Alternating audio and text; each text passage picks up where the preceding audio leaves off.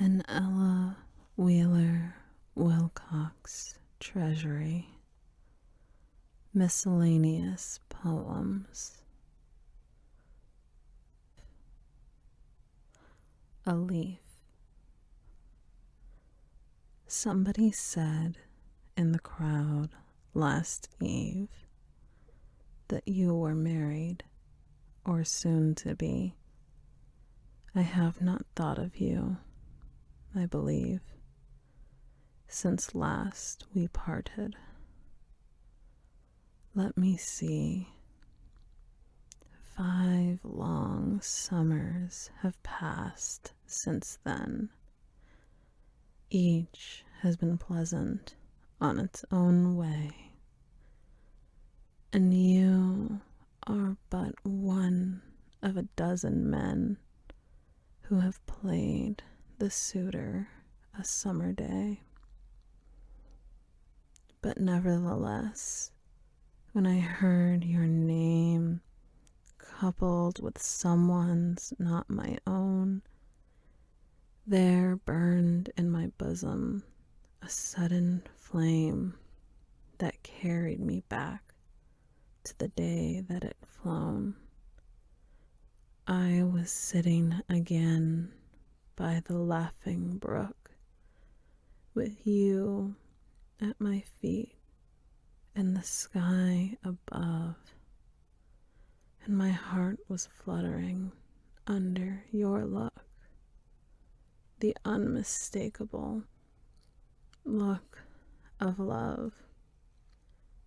Again, your breath, like a south wind, fanned my cheek where the blushes came and went, and the tender clasp of your strong, warm hand sudden thrills through my pulses sent.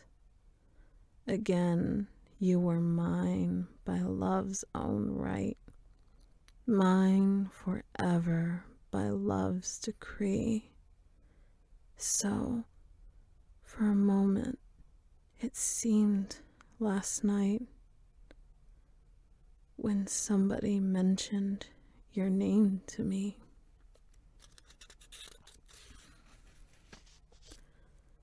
Just for the moment, I thought you mine, loving me, wooing me as of old. The tale remembered seemed half divine. The past seemed fairer than when it was near, as blessings brighten when taking flight, and just for the moment I held you dear when somebody mentioned your name last night. A March snow. Let the old snow be covered with the new, the trampled snow so soiled and stained and sodden. Let it be hidden wholly from view, so pure white flakes, all trackless and untrodden. When winter dies low at the sweet spring's feet, let him be mantled in a clean white sheet. Let the old life be covered by the new, and the old past life, so full of sad mistakes, let it be wholly hidden from the view, ere this earth life melts the eternal spring. Let the white mantle of repentance fling soft drapery about it, fold on fold, even as the new snow covers up the old.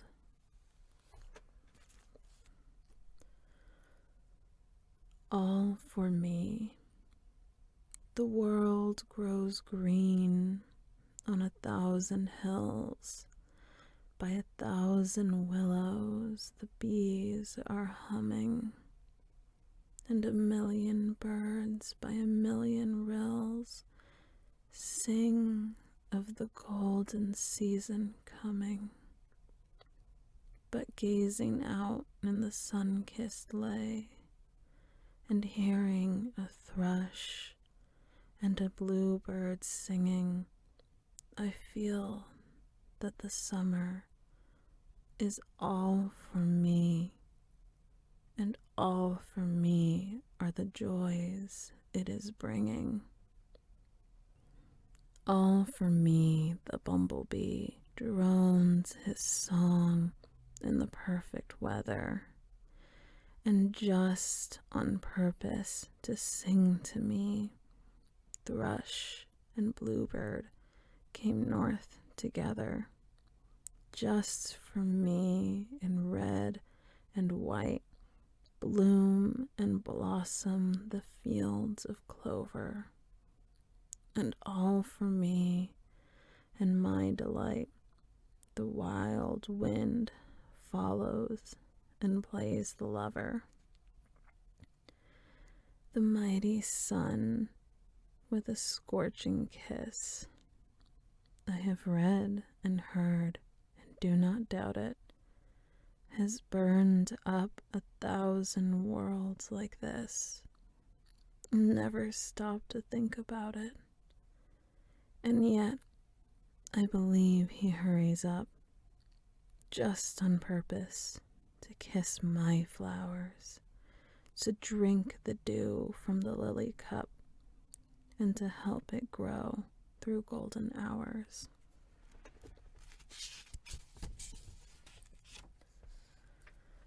I know I am only a speck of dust, an individual mite of masses, clinging upon the outer crust of a little ball of cooling gases.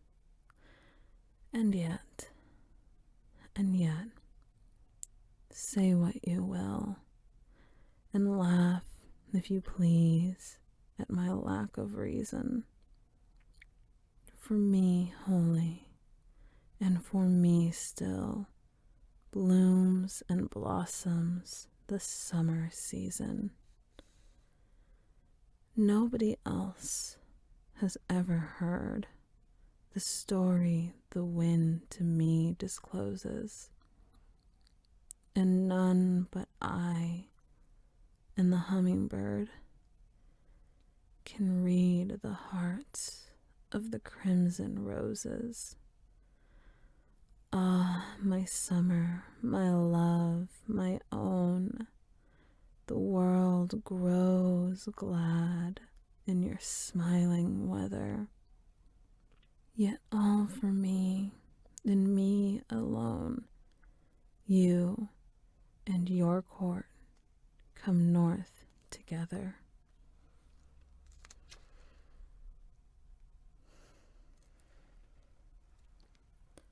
An answer.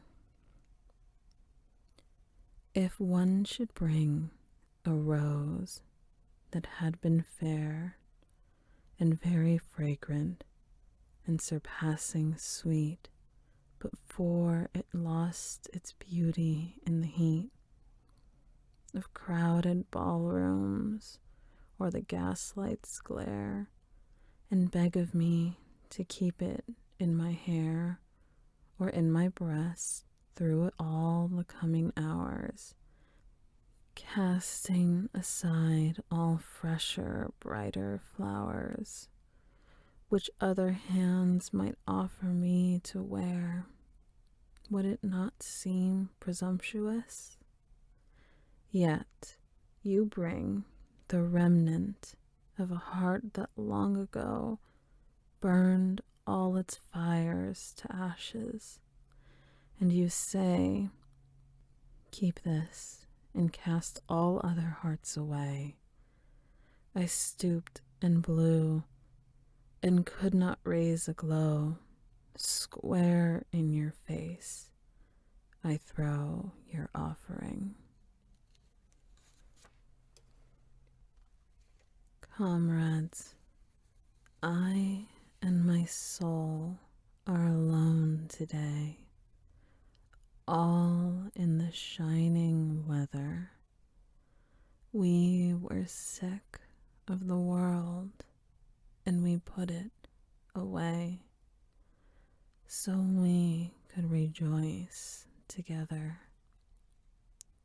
Our host, the sun in the blue, blue sky, is mixing a rare, sweet wine in the burnished gold of his cup on high for me and this soul of mine. We find it a safe and a royal drink, and a cure for every pain. It helps us to love and helps us to think, and strengthens body and brain.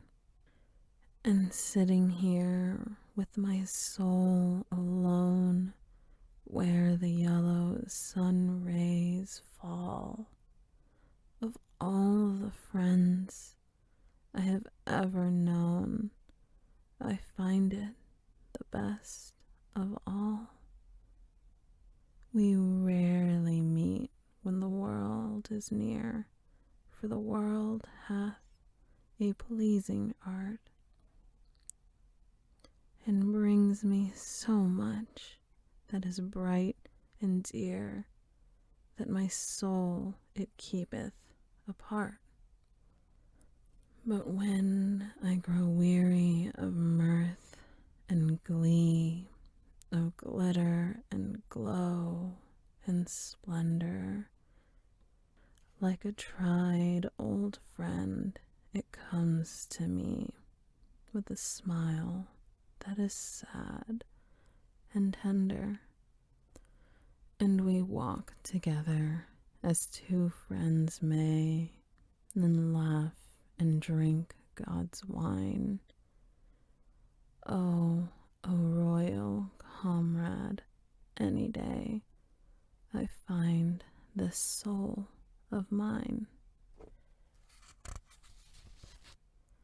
In the crowd, how happy they are in all seeming, how gay and how smilingly proud, how brightly their faces are beaming, these people who make up the crowd.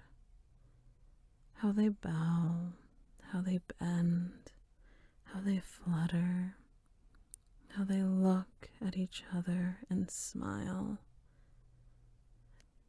how they glow, and what bonnes mots they utter. But a strange thought has found me the while.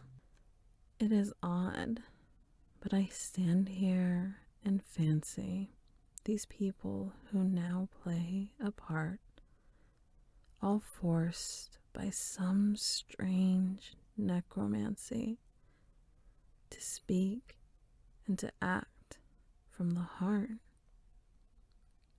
What a hush would come over the laughter. What a silence would fall on the mirth. And then what a wail would sweep after, as the night wing sweeps over the earth.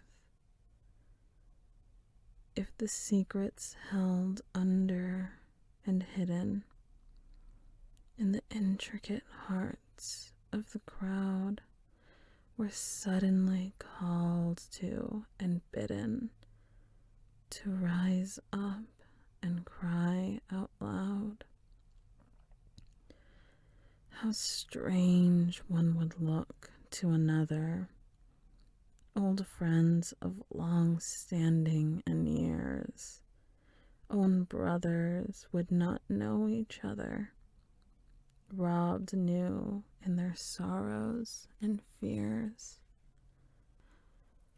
From broadcloth and velvet and laces would echo the groans of despair, and there would be blanching of faces and wringing of hands and of hair. That man with his record of honor, the lady down there with the rose, that girl with spring's freshness upon her, who knoweth the secrets of those. Smile on, O ye maskers, smile sweetly, step lightly, bow low, and laugh loud, though the world is deceived and completely. I know ye, O sad-hearted crowd. I watch you with infinite pity, but play on, play ever your part. Be gleeful, be joyful, be witty. 'Tis better than showing the heart. Into space. If the sad old world should jump a cog, sometime in its dizzy spinning, and go off the track with a sudden jog, what an end would come to the sinning. What a rest from the strife and the burdens of life for the millions of people in it. What a way out of care and worry, and where all in a beautiful minute. As round the sun with a curving sweep, it hurries and runs and races. Should it lose its balance and go with a leap into the vast sea spaces, what a blessed relief it would bring to the grief and the trouble and toil about us, to be suddenly hurled from the solar world and let it go on without us, with not a sigh or a sad goodbye for loved ones left behind us.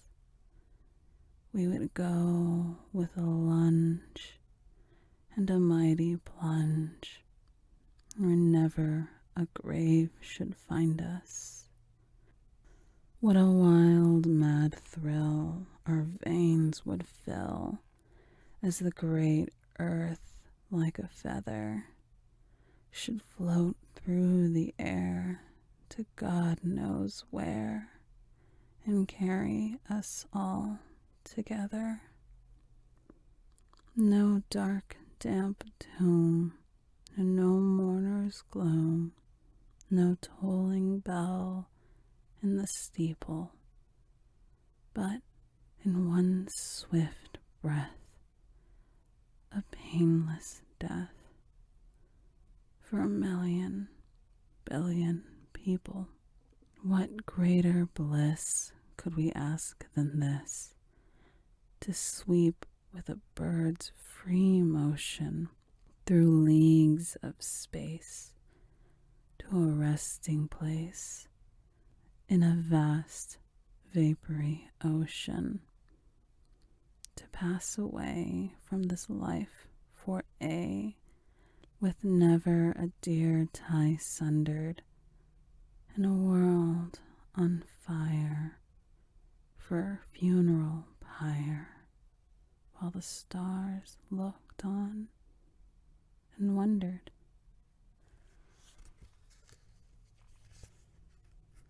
L'amour d'amour. When was it that love died? We were so fond, so very fond a little while ago, with leaping pulses and blood all aglow. We dreamed about a sweet life beyond, when we should dwell together as one heart, and scarce could wait that happy time to come. Now side by side we sit, with lips quite dumb, and feel ourselves 1,000 miles apart. How was it that love died? I do not know. I only know that all its grace untold has folded into gray. I miss the gold from our dull skies, but did not see it go. Why should love die? We prized it, I am sure. We thought of nothing else when it was ours. We cherished it in smiling, sunlit bowers. It was our all. Why could it not endure? Alas, we know not how, or when, or why this dear thing died. We only know it went and left us dull, cold, and indifferent. We who found heaven once in each other's sigh. How pitiful it is, and yet how true, that half the lovers in the world one day look questioning in each other's eyes this way. I know love's gone forever, as we do. Something I cannot help but think, dear heart, as I look out o'er all the wide, sad earth, and see love's flame gone out on many a hearth, that those who would keep love must dwell apart. Love is enough. Love is enough. Let us not ask for gold. Wealth breeds false aims and pride and selfishness. In those serene Arcadian days of old, men gave no thought to princely homes and dress. The gods who dwelt on fair Olympia's height lived only for dear love and love's delight. Love is enough. Why should we care for fame? Ambition is a most unpleasant guest. It lures us with the glory of a name, far from the happy haunts of peace and rest. Let us stay here in this secluded place, made beautiful by love's endearing grace. Love is enough. Why should we strive for power? It brings men only envy and distrust. The poor world's homage pleases but an hour, and earthly honors vanish in the dust, the grandest lives. Let me be loved, and let who will be great. Love is enough. Love is enough. Why should we ask for more? What greater gift have gods vouchsafed to men? What better boon of all their precious store than our fond hearts that love and love again? Old love may die, new love is just as sweet, and life is fair and all the world complete. Love is enough.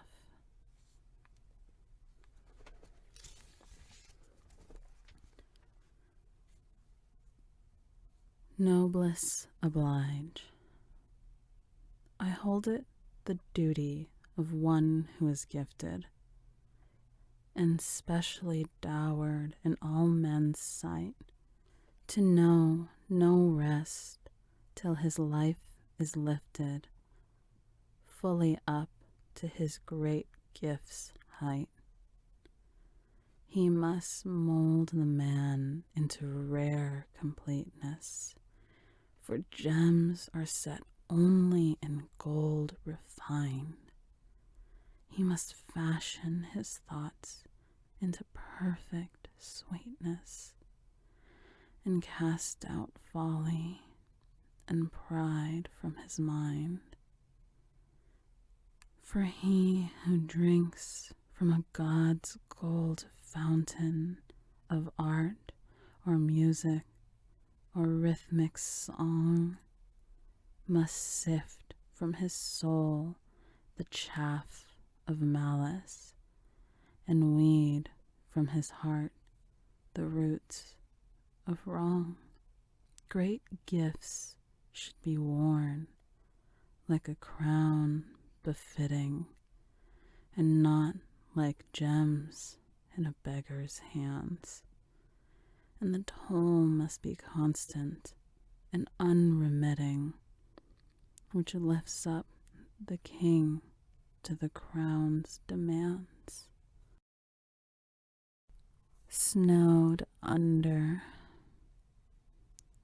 Of 1,000 things that the year snowed under, the busy old year who has gone away, how many will rise in the spring, I wonder, brought to life by the sun of May? Will the rose tree branches, so wholly hidden that the sweet spring's call come forth unbidden, and bud in beauty and bloom for me? Will the fair green earth, whose throbbing bosom is hid like a maid's in her gown at night, wake out of her sleep, and with blade and blossom gem her garments to please my sight? Over the knoll in the valley yonder, the loveliest buttercups bloomed and grew, when the snow was gone that drifted them under. Will they shoot up sunward and bloom anew? When wild winds blew and sleet storm pelted, I lost a jewel of priceless worth. If I walk that way when snows have melted, will a gem gleam up from the bare brown earth? I laid a love that was dead or dying for the year to bury and hide from sight. But out of a trance will it waken crying, and push my heart like a leaf to the light. Under the snow lie things so cherished, hopes, ambitions, and dreams of men, faces that vanished, and trusts that perished, never to sparkle and glow again. The old year greedily grasped his plunder and covered it over and hurried away. Of the 1,000 things that he hid, I wonder how many will rise at the call of May. O wise young year, with your hands held under your mantle of ermine, tell me, pray.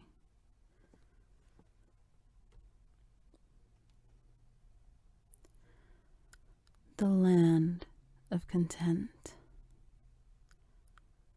I set out for the land of content by the gay crowd pleasure highway. By the gay crowded pleasure highway, with laughter and jesting I went, with the mirth-loving throng for a day. Then I knew I had wandered astray, for I met returned pilgrims, belated, who said, we are weary and sated, but we found not the land of content. I turned to the steep path of fame. I said, it is over yon height, this land with the beautiful name. Ambition will lend me its light. But I paused in my journey ere night, for the way grew so lonely and troubled. I said, my anxiety doubled, this is not the road to content. Then I joined the great rabble and throng that frequents the moneyed world's mart. But the greed and the grasping and wrong left me only one wish, to depart. And sickened and saddened at heart, I hurried away from the gateway, for my soul and my spirit said straightway, this is not the road to content. Then weary in body and brain, an overgrown path I detected. I said, I will hide with my pain in this byway, unused and neglected. Lo, it led to the realm God selected, to crown with his best gifts of beauty, to crown with his best gifts of beauty, and through the pathway of duty I came to the land of content. The year. What can be said in New Year rhymes that's not been said 1,000 times? The New Year's come, the old years go. We know, we dream, we know. We rise up laughing with the light, we lie down weeping with the night. We hug the world until it stings, we curse it then and sigh for wings. We live, we love, we woo, we wed. We wreath our brides, we sheath are dead. We laugh, we weep, we hope, we fear. And that's the burden of the year. Through dim eyes, is it the world or my eyes that are sadder?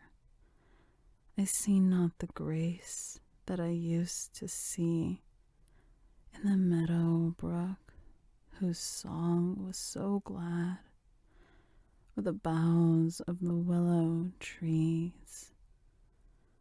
The brook runs slower, its song seems lower, and not the song that it sang of old. And the tree I admired looks weary and tired of the changeless story of heat and cold.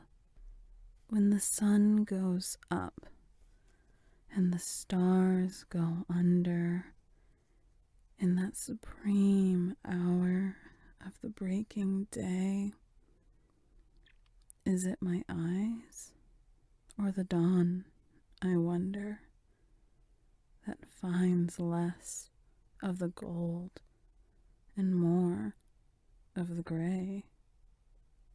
The rose-hued glory I used to see, and I often borrow a vague half-sorrow that another morning has dawned for me, when the royal smile of that welcome comer beams on the meadow and burns in the sky. Is it my eyes, or does the summer bring less of bloom than in days gone by? The beauty that thrilled me, the rapture that filled me, to an overflowing of happy tears, I pass unseeing, my sad eyes being dimmed by the shadow of vanished years. When the heart grows weary, all things seem dreary. When the burden grows heavy, the way seems long. Thank God for sending kind death as an ending, like a grand amen to a minor song.